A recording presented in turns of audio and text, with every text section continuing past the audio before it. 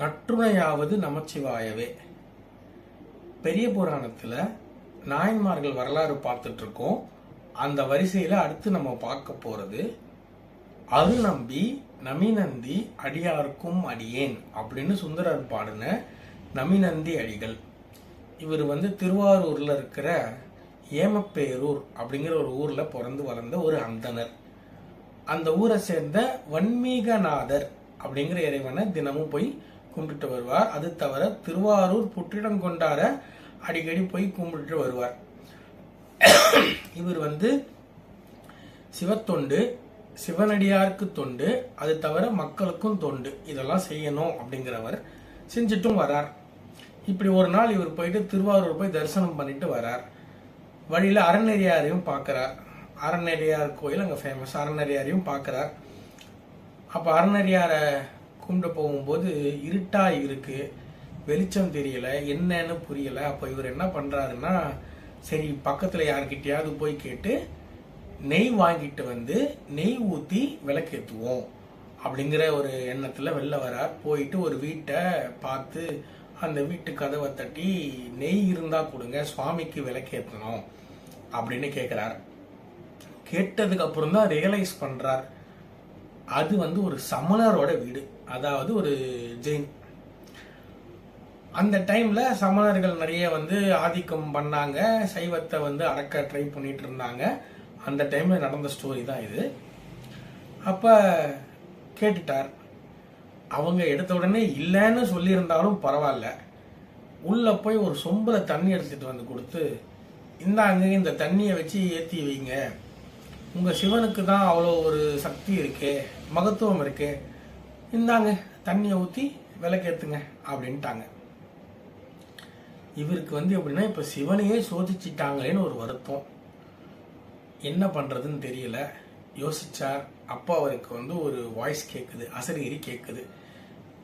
சிவனே சொல்றார், நமிநந்தி குளத்துல தண்ணி எடுத்துட்டு ஊத்தி விளக்க ஏத்து அப்படின்னு. தைரியமா போறார்.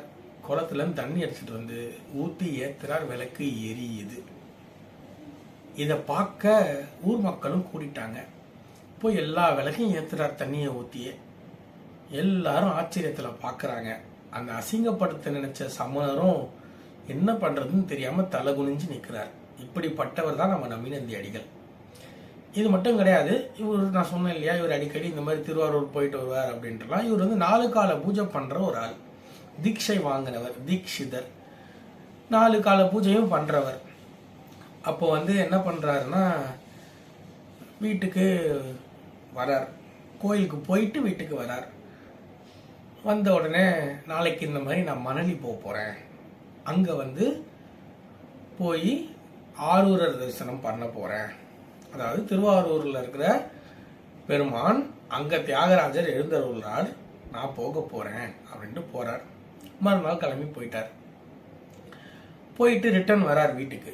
வீட்டுக்கு வந்த உடனே மனைவி சொல்றாங்க, வாங்க கரெக்டாக தான் வந்தீங்க, பூஜைக்கு நேரமாச்சு அப்படின்லாம் சொல்லிட்டு இருக்காங்க. அப்போ இவர் சொல்றார், தண்ணி எடுத்து வை, குளிச்சுட்டு பண்றேன். நான் இந்த மாதிரி இது போனேன் இல்லையா, மணலி போனேன் இல்லையா, அங்க யார் யார் வந்திருப்பாங்கன்னு தெரியல, என்ன தீட்டுன்னு தெரியல அப்படின்னு ஒரு வார்த்தைய சொல்றார். இதை இறைவன் கேட்கிறார். அவர் சொல்லிட்டு தண்ணி எடுத்து வைன்னு சொல்லிட்டு திண்ணில உட்கார்றார்.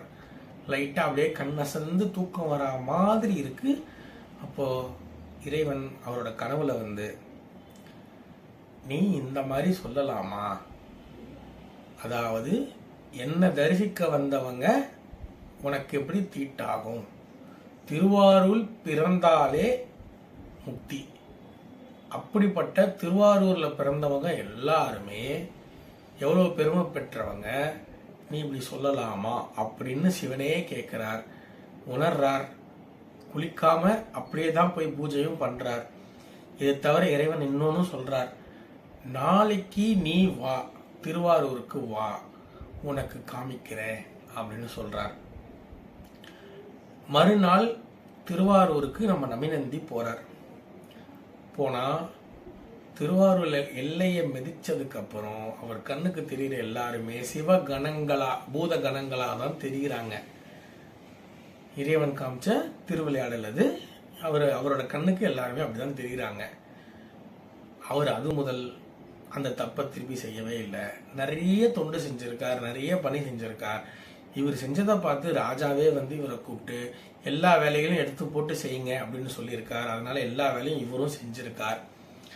அது மட்டும் கிடையாது, இவர் வந்து சைவத்துக்கு செஞ்சது சொல்றோம், வீதி விடங்க பெருமாளுக்கும் செஞ்சிருக்கார். பங்குனி உத்திரம் இவரால தான் நல்ல பேர் பெற்றது, ஒரு வழிபட்டுது. அதாவது எப்படின்னா இப்படிதான் பண்ணணும்ன்ற ஒரு வழிமுறையும் வரமுறையும் இவர் தான் வந்து சொன்னார், சரிபட செஞ்சார். திருநாவுக்கரசர் இவரை பாடியிருக்கார். அதாவது பாடியிருக்காருன்னா புகழ்ந்து பட்டம் கொடுத்திருக்கார் அவரோட பாட்டுல. அடியாருக்கு சேவை செய்யறத ஒரு முக்கியமான வேலையா வச்சிருந்ததுனால இவர் வந்து இப்படி சொல்லியிருக்கார்.